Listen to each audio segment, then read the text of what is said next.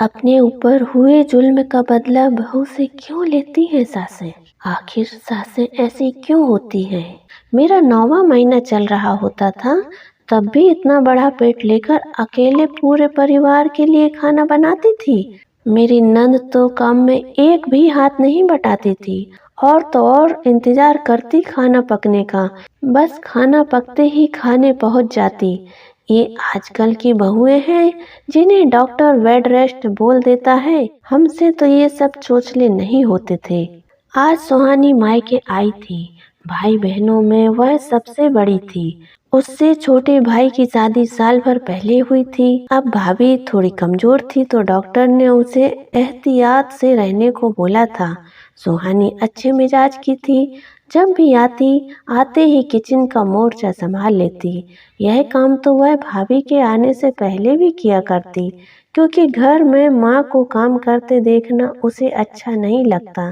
तब तो अम्मा को तकलीफ ना होती, पर भाभी के आने के बाद यही बात अम्मा को अखर जाती। घर में बहू के होते ब्याहता बेटी काम करे।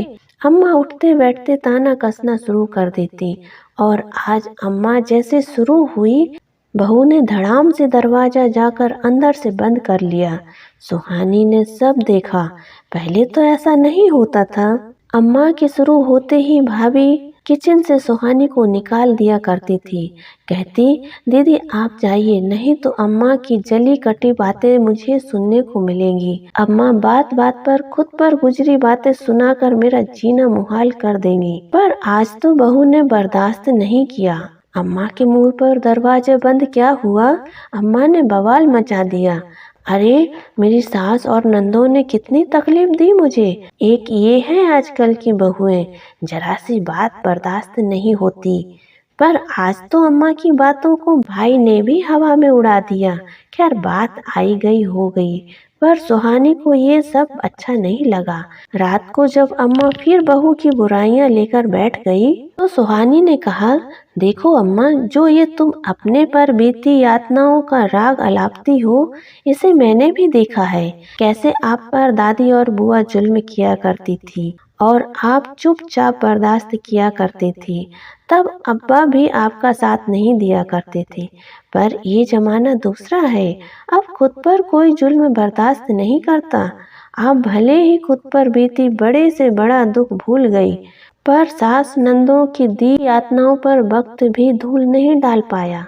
वही ना भूलने वाला दुख आप भाभी को भी देना चाहती हैं। आप अपने नफा नुकसान का बदला भाभी से तो नहीं ले सकती। वह पेट से है। भाई भाभी को कितनी उम्मीदें होगी। अगर डॉक्टर ने एहतियात को कहा है तो ऐसे ही तो नहीं कहा होगा। जरा सी गलती बड़ा नुकसान दे सकती है। आप अपने लिए नहीं लड़ी, भाभी अपने लिए लड़ सकती है, क्योंकि वह अपना अच्छा बुरा समझती है। आपको उसका साथ देना चाहिए। मैं तो पहले भी काम किया करती थी, तब तो आपको बुरा नहीं लगता था। आप हालात को समझिए, थोड़ा उसका साथ दीजिए। आप भी छोटे मोटे कामों में हाथ बटा दिया कीजिए और छोटी को भी काम के लिए कहिए, वरना बेटा बहू की नजरों में अपनी कदर खो देंगी। और वैसे भी भाभी इतनी अच्छी है, पहले तो वह खुद ही मुझे काम नहीं करने देती थी। कुछ एक साल हम सभी उसका ख्याल नहीं रख सकते क्या? अम्मा को सोच में डूबे देख सुहानी कमरे से निकल गई। उसे नहीं पता चला था अम्मा को बातें समझ आई कि नहीं, पर सुबह माहौल थोड़ा शांत लगा। किचन में सभी मिलकर काम कर रहे थे। अम्मा बड़ा सा मुंह फुलाकर बैठी थी। भाभी छोटी के कान में फुसफुसा रही थी। शुक्र है अम्मा का बस मुंह ही फूला है, जबान से अंगार नहीं बरस रहे। उनकी बातें सुनकर सुहानी मुस्कुरा दी। दोस्तों, आपके क्या विचार हैं कमेंट करके बताइए। वीडियो को लाइक और शेयर कीजिए और हमारे नए दोस्त चैनल को सब्सक्राइब कीजिए। कहानी सुनने के लिए बहुत शुक्रिया।